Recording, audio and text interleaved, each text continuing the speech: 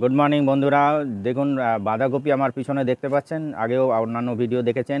এবার বাঁধাকপি যদি টাইমে না তোলা হয় কি ঘটনা ঘটে সেটা আজকে এই ভিডিওতে দেখুন। আপনারা পুরো ভিডিও দেখতে থাকুন। আর আর যে সময় মতো না হলে কি ক্ষতি হয়ে যায় সেটা এই ভিডিওতে দেখানো হবে। পুরো ভিডিও দেখতে থাকুন। দেখুন বাঁধাকপি হয়েছে, যথেষ্ট ম্যাচিওর হয়ে গেছে, অনেক দিন হয়ে গেছে, অনেক আগে তুলে নেওয়ার প্রয়োজন ছিল।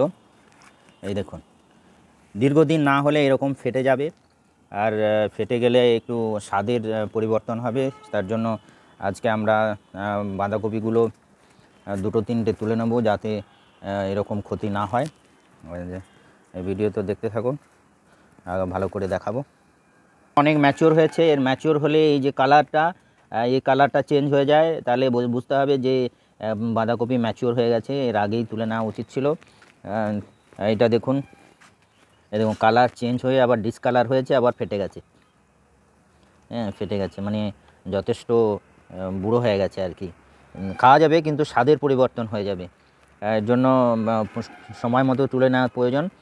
আর আমরা তো জানতাম না বাঁধাকপির ডিটেলস সম্বন্ধে। চলুন আজকে ঝাঁটাঝাট তুলে নেওয়া যাক। এটাও সেই টাবে, যেমন আগে ভিডিওতে দেখেছেন টাবে। দেখুন কত বড় হয়ে গেছে। এটাও তুলে নেব। এটাই ফেটে গেছে আর কি। একসঙ্গে দুটো তুলে নিলাম, আর পরে আরও ভিডিও বাঁধাকপিগুলো তুলে নেওয়ার প্রয়োজন আছে। এগুলো বড় হয়ে গেছে, আমরা চেষ্টা করব তাড়াতাড়ি তুলে নেওয়ার, কেননা একসঙ্গে খাওয়া যাবে না। পাতাগুলো ভেঙে নিই।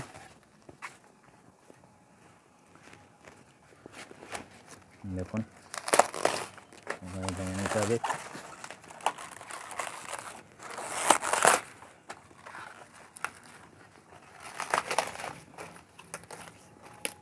দেখুন